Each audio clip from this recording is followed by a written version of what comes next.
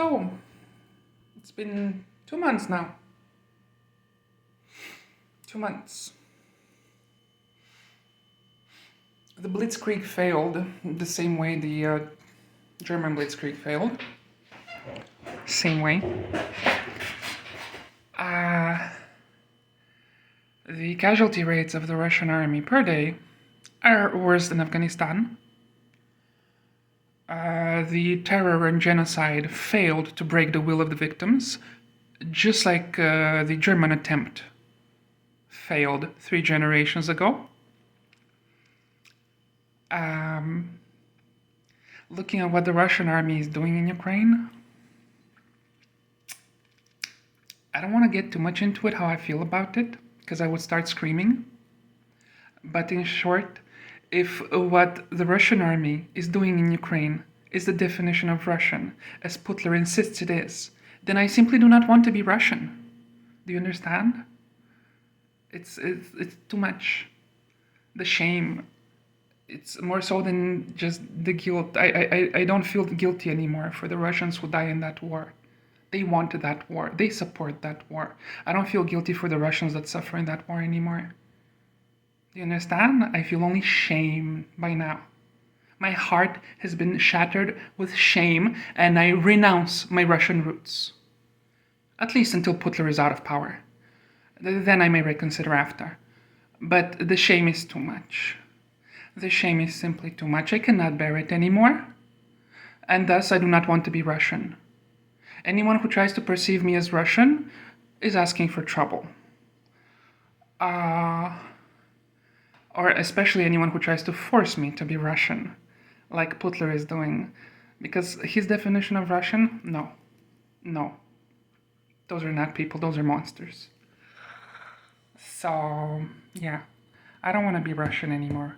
How am I supposed to deal with that? Because look at the number of Russians that die under Putler's regime. You know, there's the people that the Russian army is killing all over the world. You know, which must be, you know, by the count of a few million by now. Including the Russian victims of Putler's regime and their mismanagement within Russia. I'd like to point out that for the past 100 years, you know, the Chekists started the whole thing with massacres and horror and mass rape and so on. And genocide. That's how they started it. They killed millions of people just to change nothing about Russia. This whole thing with the excessive high casualties and the excessive war crimes and the way they cover up their war crimes with further war crimes, that was already there during the Tsar's time. Okay? Now, the Chekists took that and made that even worse under Soviet influence. But today, Putler is mixing that Soviet influence with admiration for the worst of what the Tsars were doing. The worst of it, not the best of it. Definitely not the best of it. Putler admires Stalin but forgot about Suvorov. Okay? Putler admires Stalin but forgot about Suvorov. They're still sending conscripts into combat. The supposed professional soldiers they send into combat are often sent in with just a few months training. Do you understand? They send Zoomers with just a few months training to invade a country and commit genocide on its people. Does that make it clearer? Only a few months of training, even if they're considered professional soldiers on paper. A lot of those boys are basically, practically, in terms of quality of training and equipment, conscripts. Even if they're not conscripts on paper. In practice, in the way they're equipped, in the way they're trained, in their performance, they are functionally conscripts. And the casualty rates prove it. This is very hard to deal with. As thanks to everything they've been doing, I'm very, very, very, very angry. In part is because I used to believe the propaganda. I used to believe Putler's lies. I used to admire him for having stopped the practice of sending conscripts into combat. You know? I used to believe that.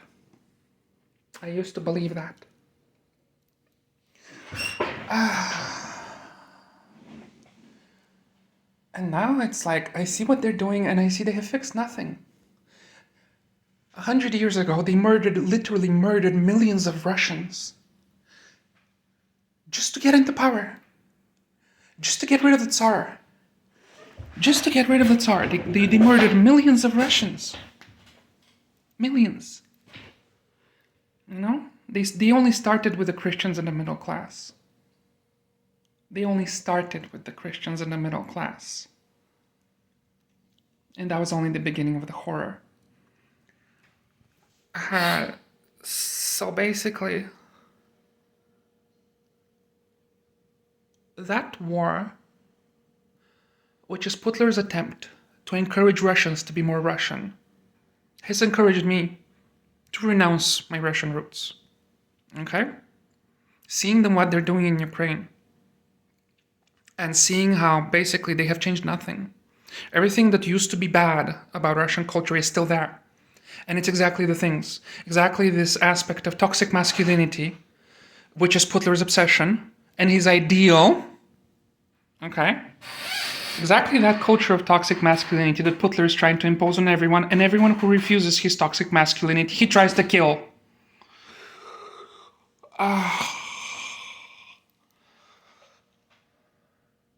If that is the definition of Russian, I most certainly don't want to be Russian. No. No, definitely not. Definitely not. Not after growing up in the party. Not after seeing from the inside how that Czechist poison works. Okay. Not after seeing it from the inside and seeing it still practiced today. Okay, this thing that they're doing in Ukraine, with rounding up people who disagree with their crimes, torturing them and then executing them, they were doing exactly that 100 years ago during the Civil War. The Civil War that the Bolsheviks started just so they wouldn't let the moderate socialists get close to the center and the moderate conservatives. That's how the war started. There was two popular revolutions. Two people's revolutions in 1917, remember? There was the February Revolution, when all of the Russian people rose against the Tsar. And it was generally, everyone was involved. Everyone was unhappy about the Tsars, so everyone got involved. But then over the course of a few months, the Bolsheviks noticed that the moderates were getting together and talking peace. And they didn't like that. The Bolshevik does not like peace. The whole foundation of Soviet doctrine and ideology and dogma is the idea of struggle, universal struggle, and nothing else. That's what I was taught as a child in the party. That's what they're practicing today. The idea that life is struggle and only struggle, and there is nothing else to life, and humanity is not worth saving. It is on the basis of that belief that today Russian soldiers are gang raping teenage girls in Ukraine and slitting their throats like pigs under the influence of those beliefs. Under the influence of those very same beliefs. This is the beliefs according to which they're bombing Ukrainian cities. And I just cannot take it anymore. And I don't want to be Russian anymore. Because Russia right now is a very dark place. Russia is basically Mordor. And the way it feels to me, I was born in Mordor. Okay? And that feeling is too much. Simply too much. I just cannot take that feeling anymore. And I want to go to Ukraine and kill Russians over it. Which is horrible. It feels horrible. But it's like at the same time I was poisoned by that same Czechist virus as a child. They did everything they could to turn me into a brutal and cruel person. And to make me believe that humanity is not worth saving. Well, guess what? I very much disagree with Putler and all his cronies that humanity is not worth saving. I suspect the Czechists themselves, who are the people running Russia over the last 100 years, are not worth saving. But most of humanity is most certainly worth saving. So please do not be quiet about it. Silence is support of Putler because he hopes on people's silence due to the shock from his violence to keep going with his war crimes. Please don't stay silent. Please do not stay silent about the genocide in Ukraine. I beg you.